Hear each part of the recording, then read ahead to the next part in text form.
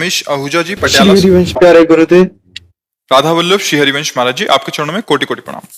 महाराज जी, श्रीमद् भगवत गीता जी में भगवान श्री कृष्ण अर्जुन जी से कहते हैं कि तुम मेरी शरण में आ जाओ, मैं तुम्हें सारे समस्त पापों से मुक्त कर दूंगा। परंतु महाराज जी, जब भक्तों के जीवन में प्रतिकूलता और कष्ट आते हैं, वो उनकी परीक्षा होती है या प्रारब्ध? महाराज जी कृपया मार्गदर्शन करें। देखो, सारे पाप नष्ट हो जाएंगे। पाप शब्द है ना, प्रारब्ध तो नहीं कहा ना, तो बस शब्द पे, वकालत शब्द पे होती है। सारे पाप में संचित पाप जो हमारे जमा जन्म जन्मांतरों के, वो हो गए। आगे जो हमसे पाप बन जाएंगे वो हो गए। वर्तमान में जो हमसे गलती हो रही वो हो गए। लेकिन जो पूर्व पाप से निर्मित हमारा शरीर है, उसका पहले से बात हो चुकी है कि 10 वर्ष में आपको चोट लगेगी, 15वें वर्ष में आपका ये होगा, 20वें वर्ष में ये होगा। जो विधान लिखा हुआ है वो भोगना पड़ता है।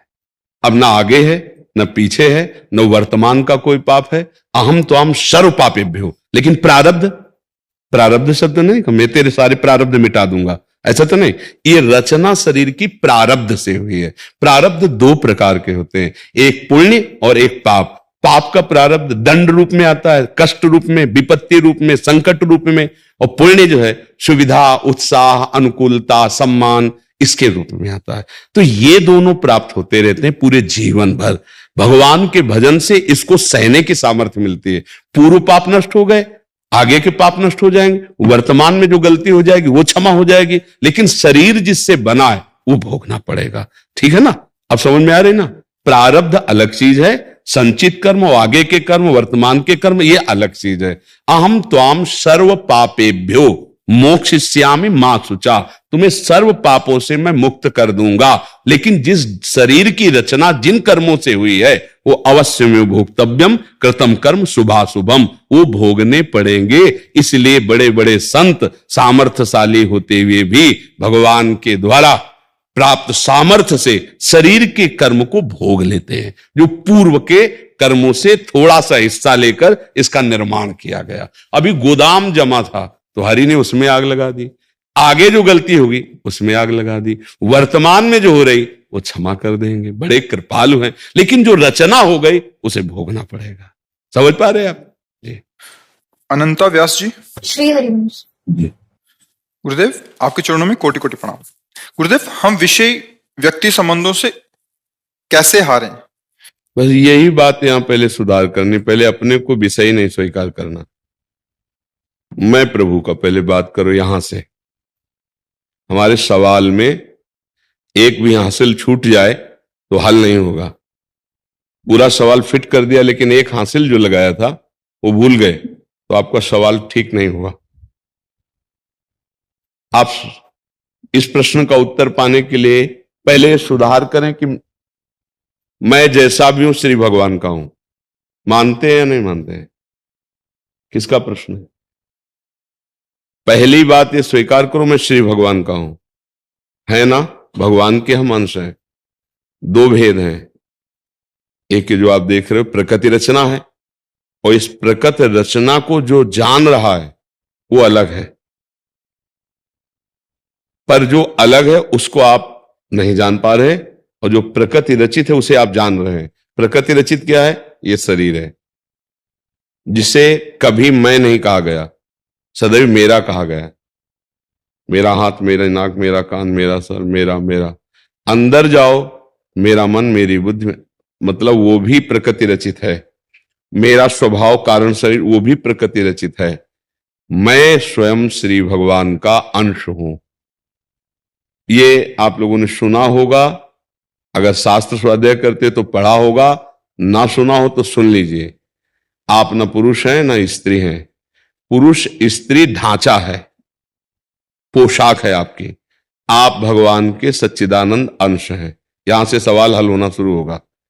आपने माना मैं भगवान का अंश हूं, भूल से मैं अपने को स्त्री या पुरुष मानकर इंद्रियों के विलास में विषयी बन गया हूं।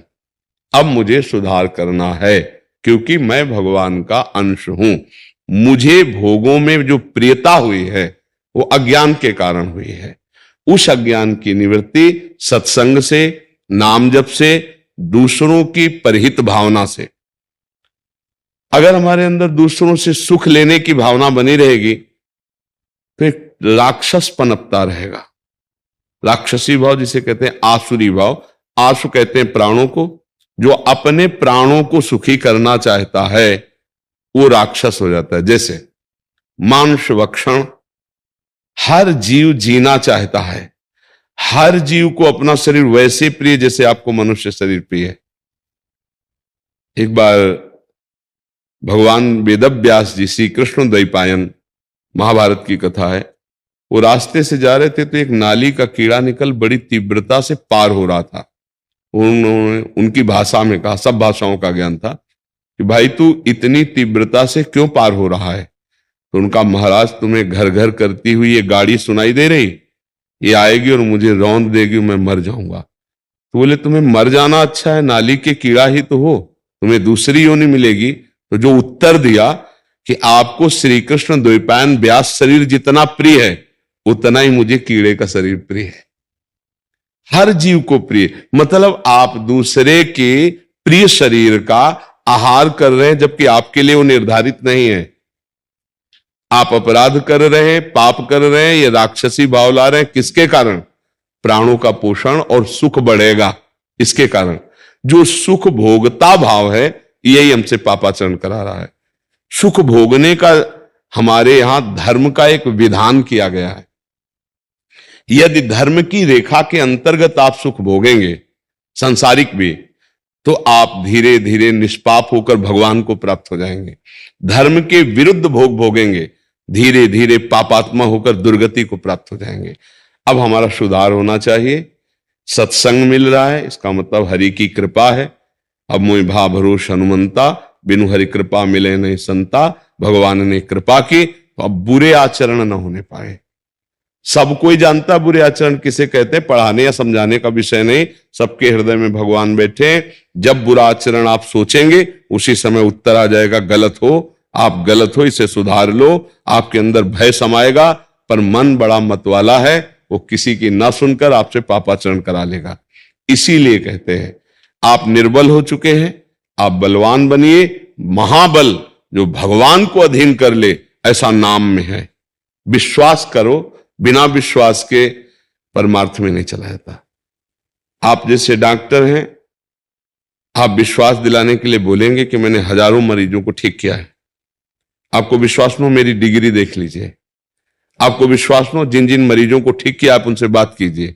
मरीज को विश्वास दिलाना डॉक्टर का काम। अगर विश्वास हो गया तो एक औषधि पहली हो गई कि वो आपके वचन से प्रमाणित होकर स्वस्थता का अनुभव करे। ए भाई तू चिंता मत कर, मैं स्वस्थ करूंगा, भले स्वस्थ ना हो प्रारब्ध अनुसार, लेकिन वो उसको विश्वास हो गया तो कष्ट झेलने की क्षमता आ गई।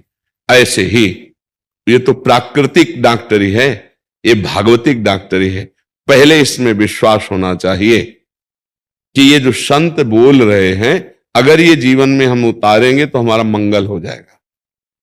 पक्का समझो, इसमें मतलब किंचन मात्र ना स्वार्थ है हमारा, ना हमारे शास्त्रों का, इसमें आपका केवल मंगल है। बोलो आपसे हमारा क्या स्वार्थ है?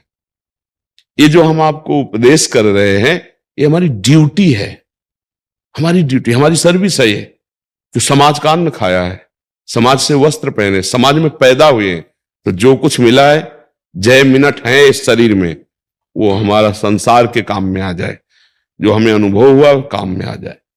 जिसके अंदर ये बात है कि ये पाप है, मुझे नहीं करना चाहिए, फिर भी वो बलात् कर रहा है, इसका मतलब जो उसको अनुभव हुआ कि नहीं करना चाहिए, उसके रोकने में क्षमता नहीं रही, उसकी अध्यात्म बलहीन हो चुका है। तो नाम श्री हरिवंश नाम बल लहो, जब हम राम कृष्ण हरि राधा जो नाम प्रिय हो वो नाम बार बार जपेंगे तो मेरे में एक बल आ जाएगा। मुझे नहीं करना तो फिर नहीं करना, ये तुम में क्षमता आ जाएगी। अभी कसम खाते हैं नहीं करना, पर क्षमता नहीं है तो हम फिर कसम तोड़ देते हैं, वही यार मेरे से नहीं रहा गया, मतलब आप में क्षमता नहीं, आध्यात्मिक बल नहीं है। तो हम भगवान का आश्रय लेकर भगवान का नाम जप करें, और जो पापाचरण जानते हैं उनको ना करें, तो इसमें महान आनंद की प्राप्ति हो जाएगी। जो परहित की भावना आती है ये बहुत बड़ी वृत्ति आती है, इससे बड़ा कोई धर्म नहीं। परहित सरिस धर्म ने। और जहां हमारे को दूसरे से सुख लेने की भावना आती, वहां बहुत गंदी वृत्ति प्रकट होती है। देखो, हमारी बहन को कोई गंदी दृष्टि से देखे भी तो हमें बर्दाश्त नहीं होगा, नहीं होगा ना। अगर आप सच्चाई से, धर्म से चलने वाले आदमी हो तो आपको ये बात बर्दाश्त नहीं होगी। पर आप दूसरे की बहन को गंदी दृष्टि से देखते हैं तो क्या आपको ये बात बर्दाश्त होनी चाहिए? सोचो, आत्मना प्रतिकूलानि परेशान न समाचेत। गंदी दृष्टि की तो बात रही, दूर रही, दूसरी बहन बेटियों को हम क्या समझते हैं? विचार करके देखें। या विपक्ष में भी वो ऐसे भाव रखते हैं तो क्या समझते हैं? यहां तक बात पहुंच जाती है कि हम परस्पर हिंसा में उतर आते हैं। व्यभिचार दोष, हिंसा दोष भारी पाप हो जाते हैं। क्यों? क्या तुम्हारा उस समय दिमाग काम नहीं कर रहा था? बोले कर रहा था। पर आपने निर्णय क्यों नहीं लिया? बोले आध्यात्मिक बल नहीं था। आध्यात्मिक बल ही आपको इनसे बचा सकता है। शारीरिक बल ये कोई खास बल नहीं है। शारीरिक बल से आप काम विजय नहीं हो सकते, आप क्रोध विजय नहीं हो सकते। आप क्रोध करके क्रोध को बढ़ावा दे सकते हैं, लेकिन आध्यात्मिक बल आपको सुधार। ये जो हमारे अंदर बैठ गया, मैं विषयी हूं, मेरे को भगवान कहां मिल सकते हैं, मैं पापी हूं, मैं नीच आचरण करने वाला हूं, कुछ नहीं, कुछ नहीं। आप डरिए मत। स्वप्न में हमसे पाप हो जाए तो जागृत में माने जाएंगे क्या? नहीं माने जाएंगे ना, नहीं माने जाएंगे ना। आज आप सत्संग सुन रहे हो तो आप मानो जगाए जा रहे हो, ए जाग जाओ। अज्ञान में तुमसे गलती हो गई, भगवान उसे क्षमा कर देंगे। आप जान गए हो कि ये पाप है, नहीं करना चाहिए, आज से नहीं कहूंगा। अब लो नशानी अब ना नशो। सच्ची मानिए, हमारे भगवान बहुत कृपालु हैं, वो क्षमा कर देंगे। हम लोग बड़े बेईमान हैं, भगवान के सामने भी कह देंगे कि आज से नहीं करेंगे, फिर भी करते हैं। उस बेईमानी को हटाने के लिए एक बल है, राधा राधा राधा। इसलिए सबसे प्रार्थना करते हैं। इसमें कोई हम नियम नहीं है देते कि भाई तुम इतने बजे स्नान कर लो, जब उठो, शौचालय में हो, अपवित्र हो, पवित्र हो, कैसे भी हो, राधा राधा राधा राधा। आप खुद देख लेना, कोई पैसा नहीं लगता इसमें। भाई हम गरीब आदमी, हम नहीं खरीद सकते या हम नहीं कर सकते, बिल्कुल फ्री और महामहिमा में जो मनावे सो जपो। हम तो राधा राधा हमारा जीवन, इसलिए हम यही बोलेंगे। जब हम राधा राधा राधा, तो पहला काम हुआ कि संसार में जो हमारी, जिसे अंग्रेजी में एक पूछा था, ओवर थिंकिंग, जो हमारी सोच बढ़ती चली जा रही, हमको जलाती चली जा रही। बढ़िया भोजन रखा है, उसको पा रहे हैं, चिंतन कर रहे हैं, और अधिक का जल रहे हैं, वर्तमान का आनंद नहीं ले पा रहे, भविष्य के लिए हम जल रहे हैं। ये आपको नाम बचाएगा, ये आपको नाम बचाएगा। आपने जो पाप किए हैं वो पाप आपको दंड देने के लिए घटना बनेंगे, इससे नाम बचाएगा आपको। विश्वास कीजिए, नाम संकीर्तनम यस्य सर्व पाप प्रणाशनम। आप कोई भी दुख भोगना नहीं चाहते, बोलो भोगना चाहता कोई दुख, फिर भी दुख क्यों मिल रहा है? आप विचार करो। क्योंकि हमसे कर्म बन रहे हैं पाप वाले, और वो पाप का फल दुख होता है। आप अपनी खेती में दाख छुहारा पाना चाहते हैं और बम्बूल का पेड़ बोए, तो क्या आपको दाख छुहारा मिलेगा क्या? विश्वास कीजिए, हर आदमी सुख प्राप्ति के लिए कर्म कर रहा है, परिणाम में दुख मिल रहा है। इसका मतलब कहीं ना कहीं हम बीज जो बो रहे हैं उसमें गलत हो रहा है। जो हम चाहते हैं वो बीज नहीं बो पा रहे हैं। देख लो, सबको देख लो, किसी के पास 100 अरब है पर बहुत दुखी है। सच्ची मानिएगा, आपको पता नहीं है, ऐसे लोगों से भी बात होती है, बहुत दुखी है। सोचो ना, रुपए का, अच्छा रुपए का क्या भोग होता है? वस्तुओं का भोग होता है। कितना भोगोगे? शरीर नाशवान है, आज नहीं तो कल नष्ट हो जाएगा। ये सुख है तो धर्म पूर्वक आचरण करो, मेहनत की कमाई से अपने परिवार का भरण पोषण करो और नाम जप करो। ये छोड़ो मैं विषयी, मैं पापी, मैं हो गया बहुत रोना धोना। थोड़ा तो सोचो, तुम हरि के अंश हो, तुम अविनाशी हो। कितनी गलत सोच में तुम गिरते चले जा रहे हो। सोच को उठाओ। है जो हुआ सो हुआ, गलती हो गई, इसका मतलब मैं नष्ट थोड़ी हो जाऊंगा। गलती हो गई, मैं नष्ट नहीं होने वाला हूं, मैं अविनाशी का बच्चा हूं, अब मैं सुधार करूंगा। देखो अभी चांस है आपको, अगर इन कर्मों का फल आपको जेल पहुंचा दे, इन कर्मों का फल आपको शारीरिक दंड मिलने लगे, जैसे मानो आप बताया कैंसर, अब उस व्यक्ति की क्या हालत है जो सोच रहा मैं मरूंगा। उसने परमात्मा प्राप्ति नहीं की, उसने भजन नहीं किया, परिवार से प्रेम किया, शरीर से प्रेम, अब सब छूटने वाला है। प्रतिपल वो जो मर रहा है, जो भयानक पीड़ा है, वो हम लोग अनुभव नहीं कर सकते, वो वही अनुभव करता है। प्रतिपल भयानक पीड़ा शरीर की और मृत्यु की, और कहां जाऊंगा ये बड़ा भयावह है। इसी को दूर करने के लिए अध्यात्म है। जहां जाना है वहां का पास नहीं, वहां का पैसा नहीं, वहां के लिए कुछ नहीं, वहां ये रुपया काम नहीं करता, नाम रूपी धन काम करता है। इसलिए कबीरदास जी कह रहे, कबीरा सब जग निर्धना, धनवंता नहीं कोई, धनवंता सोई जालिए जाके राम नाम तो इसमें पैसा नहीं लगता भाई।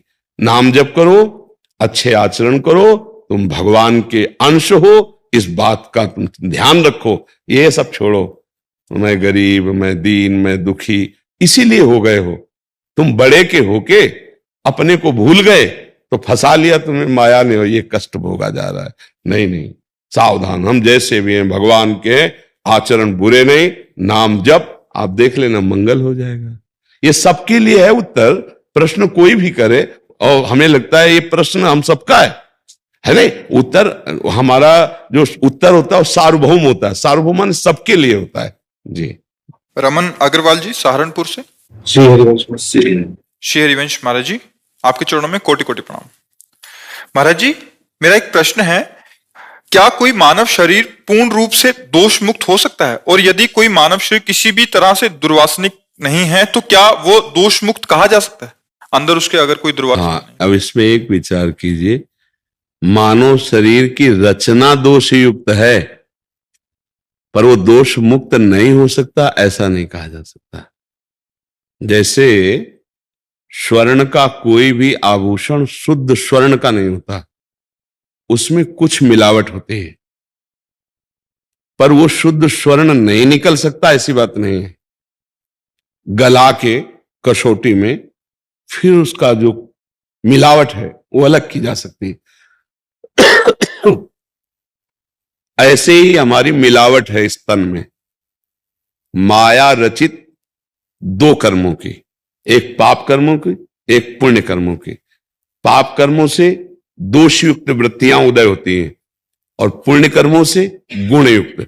जड़ चेतन गुण दोषमय विश्व कीन करतार, संत हंस गुण गाहे पे परिहरिवार विकार।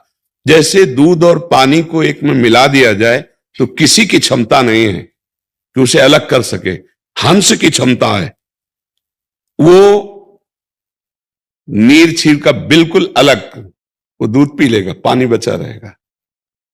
ऐसे ही जो तपस्या के द्वारा, भजन के द्वारा पापों का नाश कर चुके हैं, उनके हृदय में दुर्वासना होती ही नहीं है, फिर पाप कर्म होंगे ही नहीं, तो वो परम शुद्ध हो जाते हैं। उनका तन भी ब्रह्म रूप, मन भी ब्रह्म रूप, और स्वयं ब्रह्म रूप। ऐसे सहज में नहीं है। सहज में आप आभूषण लेकर उसे मिलावट रहित करना चाहे तो नहीं होगा, उसको जलाना पड़ेगा, तपाना पड़ेगा। ऐसे ही जो महापुरुष तपस्या के द्वारा, तप किसे कहते हैं? तप का तात्पर्य जैसे काम है, क्रोध है, लोभ है, मोह है, ये हमारे हृदय में आकर हमको जलाते हैं और उनको हम सह जाते हैं, काम क्रोध लोभ मोह मद को। इसे तपस्या कहते हैं। और अगर हम उनके अनुसार चेष्टा करते हैं, उसे विषयी पुरुष कहते हैं। विषयी पुरुष सदैव दोषी रहता है, और जो इन विषयों के वेग को सह लेता है उसे महात्मा कहते हैं।